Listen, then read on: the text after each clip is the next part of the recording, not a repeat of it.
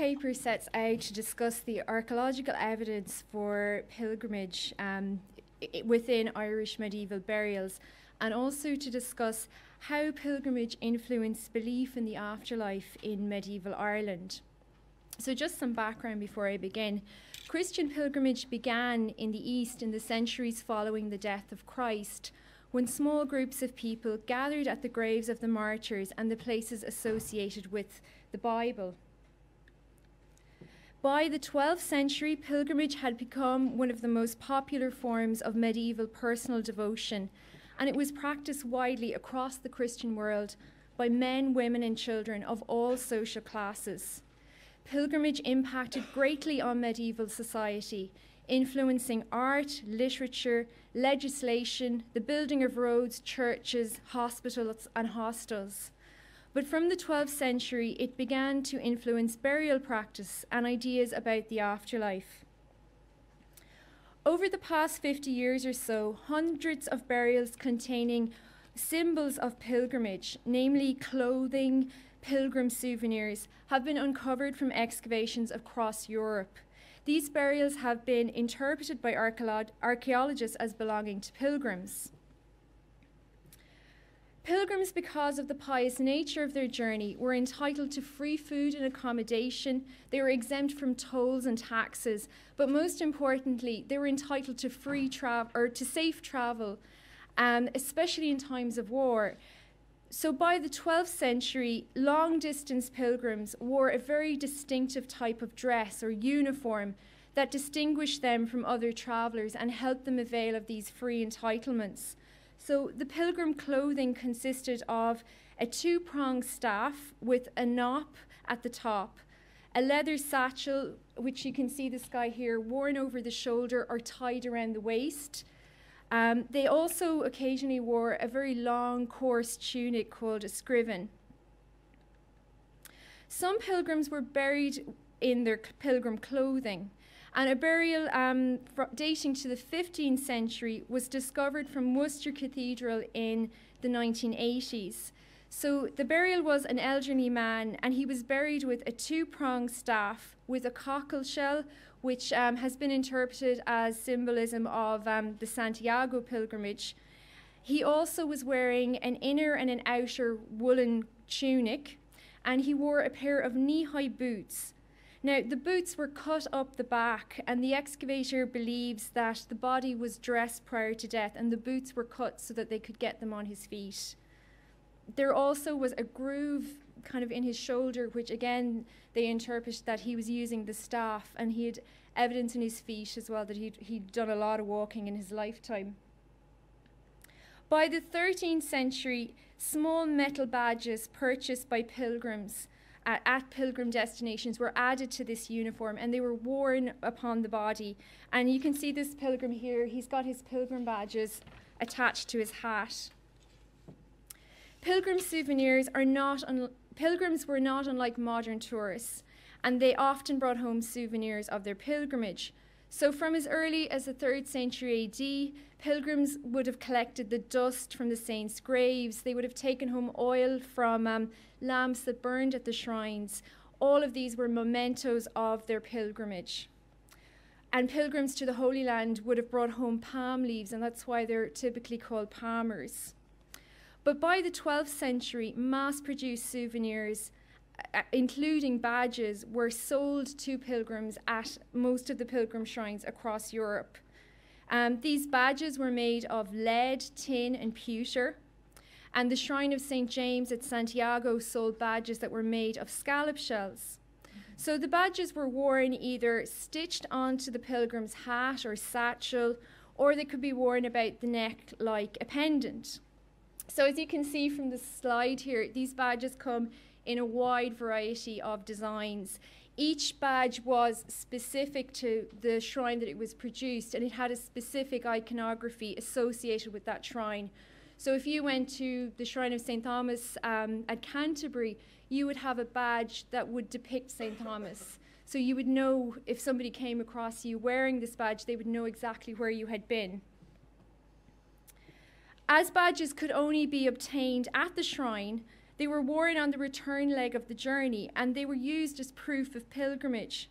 Now, during the Anglo-French Wars in the 14th century, English pilgrims returning home from French shrines, they were guaranteed safe protection from both armies, provided that they had their pilgrim badge upon their person.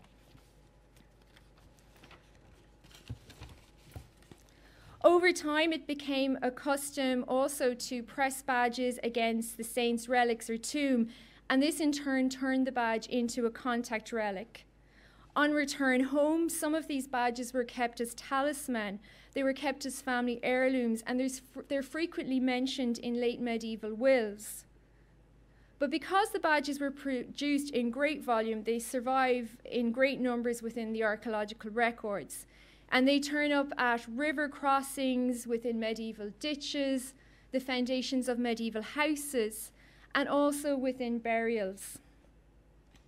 Hundreds of burials with deliberate inclusions of pilgrim badges dating to between the 12th and 16th century have been recorded across Europe. The vast majority of these burials are adult males, and the burials are found at graveyards associated with monastic sites, parish churches, and hospitals. And this fits in with the idea that most of the long-distance travellers would have been male because it was easier for them to travel. To date, the evidence for pilgrim burials from Ireland has been found at 6 sites: Mullingar, County Westmeath, Tuam, County Galway, Tralee, County Kerry, Ardree, County Kildare, Timahoe in Laois, and Lionsden in County Meath. Only the burial from Tuam, Tralee, Ardree, and Mullingar were found during licensed excavations. The others were uncovered accidentally. A total of 10 badges were found, 6 within intact graves, and 4 were associated with disturbed burials. 2 scallop shells were found during excavations of the medieval cathedral at Tuam in the 1986, I think. One of the shells was found within a burial of an adult, I think it was a male, aged approximately 45. The shell had 2 perforations, and these perforations in the scallop shell would have been for sewing onto the clothing. And the shell was found on the hip area, the right hip of the body. And the position of the shell would suggest that perhaps the shell was attached to a satchel and that the pilgrim may have been dressed prior to burial. The second shell was found associated with a disturbed burial. 3 scallop shells were found during excavations of the Franciscan friary in Mullingar. Post-excavation work is still ongoing, but the excavator, Michael Gibbons, has provided the following information. 1 perforated shell was found within the burial of an adult. It was found under the chin along with a piece of burnished bone, which may perhaps be a relic, and it appears it was just found just under the chin, so it may have been worn as a pendant. The second shell was found in a burial of an adult. It was also perforated, but it was positioned on the left arm of the burial. And a third shell was found associated with a disturbed burial, which may possibly indicate a third burial from this site. A burial was discovered during testing excavation in Tralee town in the vicinity of the Priory of the Holy Cross.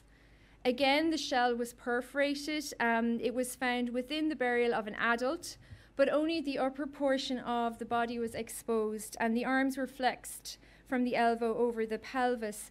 Now, the scallop shell and the burial have been left in situ, so there hasn't been any study of the bones.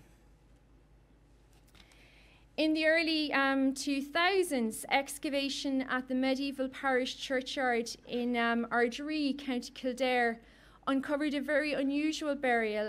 It was a child aged between 8 and 12. And again, a perforated scallop shell was found located just around the neck area of the child.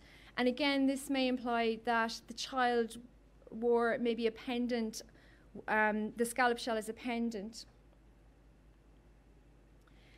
In 2006, during the building of a dwelling house on a greenfield site at Lionsden, The burial works disturbed a number of burials. Now, there was no archaeological conditions on the site, so the person who was building in the house didn't know that there was potentially a cemetery where he decided to build his house. But anyway, the bodies were extremely badly damaged. 2 perforated scallop shells were found along with disturbed human remains. So this may indicate that there is 1, if not 2, burials of pilgrims at this site. Finally, the burial from Timahoe was found during the 1940s when drainage works were carried out close to the monastic site at the centre of the village. Council workers uncovered the burial of an adult with a scallop shell. The burial was dug up, but it was waked in the local pub. And they actually put the skull on the counter in the bar between 2 whiskey bottles, so that's a little reconstruction. The body was then reburied in the nearby cemetery in an unmarked grave, but the owner of the pub held on to the scallop shell, and it's actually a very unusual shell because it's a fossilized scallop shell, and this type of scallop shell was used in the towards the end of the medieval period, the 15th, 16th century, and it is actually possible to date time-wise the shells by the size. The smaller ones tend to be earlier 12th century, and they get bigger towards the end of the medieval period. So the inclusions of symbols of pilgrimage within these Irish burials clearly mark the deceased as pilgrims. Of this group, only the tomb excavation is published. Post-excavation work is ongoing for the Mullingar and Ardree burials. It's not possible to study the skeletons of the other burials. The Tralee burial discovered during testing is in situ, and the skeletons from Timahoe was reburied, and the human remains from Lionsden were in a very, very fragmentary state. The burials are likely late medieval in date, but we cannot really be more precise apart from the tomb burial. It's not really possible at present to make statements about the sex, the age, or the health of this group, but we can make some general observations. The majority of the burials are adults, and this really fits in with the wider European trends. In the course of my research, I've come across about 120 burials from Britain and Scandinavia. The majority of these burials were male, with a smaller proportion of females, but only 2 child burials were found. So this makes the Ardree burial very, very interesting and raises the question, was the burial a child who had gone on pilgrimage, or had someone from the family been on pilgrimage on behalf of the child? And it was very common in medieval times, if you were too sick to travel, that somebody would undertake a pilgrimage on your behalf. Or perhaps it was an heirloom that was placed within the burial by grieving relatives. Of all the Irish souvenirs, they're all from St. James's Shrine at Santiago, which suggests that the pilgrims had been here on pilgrimage. The inclusion of the shell confirms the great devotion to St. James that is mentioned in the literary sources, in place names and dedications of medieval churches that existed in late medieval Ireland. During the medieval period, the majority of people were buried naked, wrapped in shrouds, without grave goods. Now, there are exceptions to this. The placement of souvenirs within the grave strongly suggests that they were deliberately placed here on the body, either prior to or during the burial, or at least in the early stages of the funeral. The placement of the shell around the neck at Mullingar, Tralee, and Ardree implies that the shell was worn like a medallion and placed on the body prior to burial. Burial 2 at Mullingar with the shell on the arm may indicate that the shell was either sewn onto a shroud or was placed on the shroud at the gravesite before the burial was covered in. The presence of a perforated scallop shell on the hip of the tomb burial may suggest that the burial was dressed as a pilgrim and the shell was attached to a satchel. The inclusion of pilgrim souvenirs or pilgrim equipment in the form of the staff and satchel suggests that the grave's occupants either were regarded as pilgrims or chose to be identified as such. Throughout the medieval period, pilgrimage was seen as an allegory of the soul's journey through death. Thus, the use of the badge in a funerary context relates both to the honouring of pilgrimage undertaken in the life and to the concept of the long journey each soul must take to achieve its rewards in the afterlife.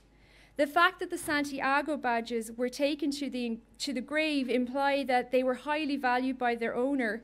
The completion of a pilgrimage to Santiago and possession of its souvenirs may have raised the pilgrim's prestige within the local community. As burials are rare, perhaps the inclusion of the pilgrim badges may have a more specific purpose. How am I for time? Yeah.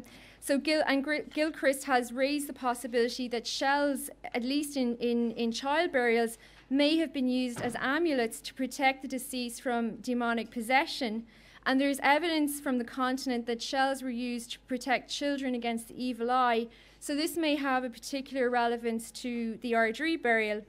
So to conclude, although the Irish assemblage is very small, it brings us face to face with actual medieval pilgrims. And they are really evidence of the movement of people, of real and arduous journeys and devotion to medieval saints. They also provide information on burial customs and popular belief that are not mentioned in the literature. And I'd just like to thank Michael Connolly, Michael Gibbons and Carmelita Troy for providing information about the Tralee, Mullingar and Ardree burials. Thank you very much.